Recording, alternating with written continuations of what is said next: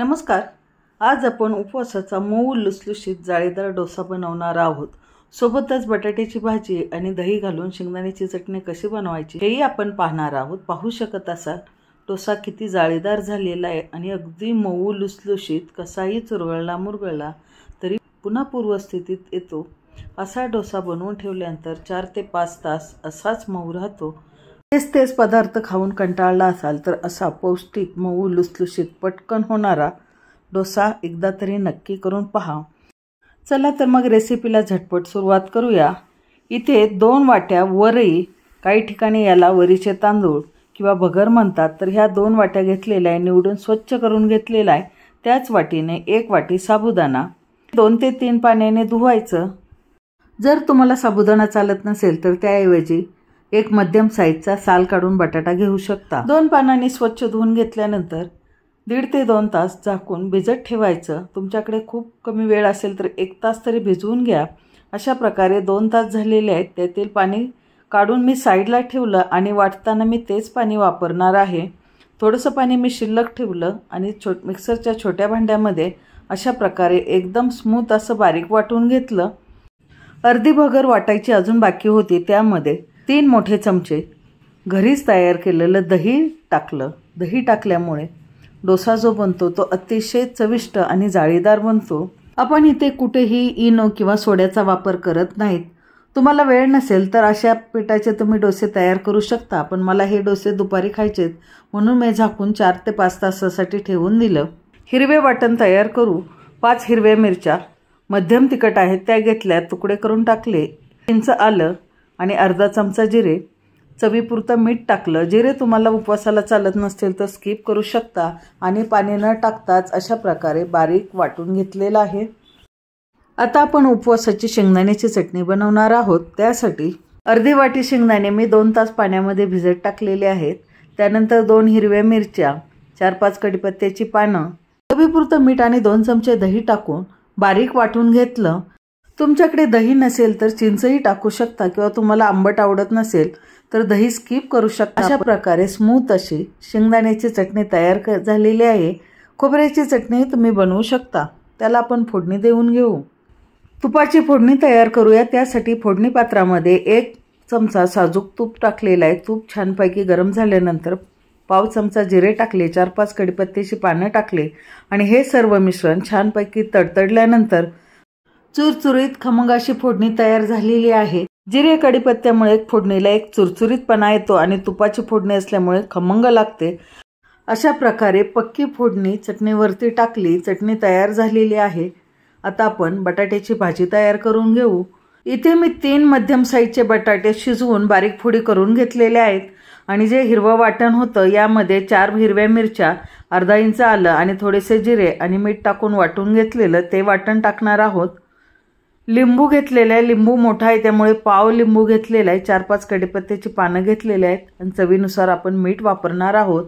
गॅसवरती जाड तळाची पसरट कढई ठेवलेली आहे। त्यामध्ये 1 चमचा तेल टाकलं, 4-5 कढीपत्त्याची पानं टाकली आणि हिरवं वाटण होतं ते 1 चमचा टाकलं। हिरवं वाटण छानपैकी भाजलेलं आहे, पाहू शकत असाल, आणि त्यामध्ये शिजवून कापून घेतलेल्या बटाट्याच्या फोडी टाकल्या, चवीपुरतं मीठ टाकलं आणि हे सर्व मिश्रण मिनिटभर मध्यम गॅसवरती परतून घेतलं। उपवासाची बटाट्याची भाजी अधिक चविष्ट लागण्यासाठी पाव लिंबू पिळून टाकायचं, त्यामुळे भाजी अतिशय चविष्ट लागते। तुम्हाला आवडत नसेल तर तुम्ही हे स्किप करू शकता। त्यानंतर मिश्रण थोडंसं परतून घेतलं आणि अशा प्रकारे आपली बटाट्याची भाजी तयार झालेली आहे। आता 4 ते 5 तास झालेले आहेत आणि आपलं मिश्रण छानपैकी फर्मेंट झालेलं आहे, पाहू शकत असाल तुम्ही। त्यामध्ये चवीनुसार मीठ टाकलं आणि मिश्रण पुन्हा व्यवस्थितपणे मिक्स करून घेतलं। मिश्रणाचा थिकनेस चेक करायचा आहे। जर आवश्यकता भासली तर थोडंसं पाणी ॲड करू शकता। ज्याप्रमाणे आपण घावणचं पीठ तयार करतो तेवढं पातळ करायचं आहे, पाहू शकत असाल तुम्ही, एवढा थिकनेस हवा आहे। लक्षात घ्या, पीठ फार घट्ट झालं तर आपले डोसे हे कडक होतात। गॅसवरती पसरट नॉनस्टिकचा पॅन ठेवलेला आहे, त्याला तेल लावून घेतलं। सुरुवातीचा डोसा आहे म्हणून आपण तेल लावायचं आहे। डोश्याचं तयार पीठ अशा प्रकारे ढवळून घ्यायचं आणि मग त्याचे डोसे घालायचे। डोसे तुम्हाला हव्या त्या साईजमध्ये बनवू शकता। ज्याप्रमाणे आपण डोसा बनवतो त्याचप्रमाणे उपवासाचा डोसाही बनवायचा आहे। अशा प्रकारे डोसा घालून झालेला आहे। आता त्यावरती झाकण ठेवायचं। मध्यम गॅसवरती 1 ते 1.5 मिनिट झाकण ठेवलेलं आहे आणि पाहू शकत असाल साईडने कडा सुटायला लागलेल्या आहेत। डोसा उलटून घ्यायचा। जवळून पहा किती जाळीदार डोसा तयार झालेला आहे। यामध्ये आपण कुठेही इनोचा सोड्याचा वापर केलेला नाही, तरीही असा सुंदर डोसा तयार झालेला आहे। दुसऱ्या बाजूने मिनिटभर मध्यम गॅसवरती भाजून घ्यायचा आहे। तुम्हाला अधिक कुरकुरीत डोसा हवा असेल तर स्लो गॅसवरती डोसा कुरकुरीत भाजून घ्यायचा, पण तो लगेच खायचा असेल तर आणि जर डब्याला द्यायचा असेल किंवा थोड्या वेळाने खायचा असेल तर अशा प्रकारे मध्यम भाजून घ्यायचे। आणि पाहू शकत असाल दोन्ही साईडने आपला डोसा छानपैकी भाजलेला आहे। ताटामध्ये काढून घ्यायचा आणि अशा प्रकारे फोल्ड करून ठेवायचा। आणखी एक डोसा बनवू। तवा छानपैकी तापलेला आहे आणि पुन्हा पीठ आहे ते ढवळून घ्यायचं। त्याआधी सुरुवातीला मी तव्याला तेल लावून घेतलेलं आहे आणि अशा प्रकारे पाहू शकत असाल आता किती जाळीदार डोसा तयार झालेला आहे। आपलं पीठ छान झालेलं आहे आणि तवासुद्धा अगदी तयार झालेला आहे। पहिल्या डोस्यापेक्षा नेहमी दुसरा डोसा हा अतिशय जाळीदार आणि छान बनतो। पाहू शकत असाल किती सुंदर दिसतोय। वरून तेल टाकलं, तेल टाकताना साईडने आणि वरून तेल सोडायचं आहे आणि मग मिनिटभर झाकून ठेवायचं। मिनिटभरानंतर झाकण काढून डोसा उलटून घ्यायचा आहे। पाहू शकत असाल अगदी सहजपणे उलटला जातोय आणि हा डोसा 5 ते 6 तास असाच मऊ राहतो। दोन्ही साईडने मी भाजून घेतलं, पण दोन्ही साईडने भाजताना फार न भाजता अशा प्रकारे बघा हलका ब्राऊन कलर आला की मी काढलेला आहे। तर असेच सर्व डोसे मी करून घेतले आणि ताटामध्ये काढून ठेवले। पाहू शकत असाल किती ट्रान्सपरंट किंवा पारदर्शक दिसतोय।